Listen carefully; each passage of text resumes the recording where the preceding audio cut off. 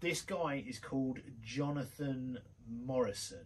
So by the time this video is ready to go out, I'll probably forget to link it below. But he's got 2.5 million subscribers at the moment, so you'll be able to find him. I'll put his name or his a little image of him, Jonathan Morrison. And the video that I watched is titled How to Apple. That's very of the time.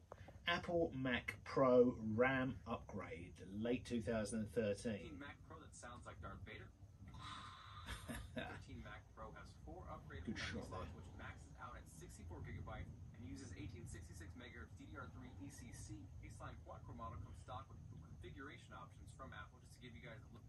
But yeah, this is what's interesting. This is Apple's website at the time, and the base model of this, which was the quad core, was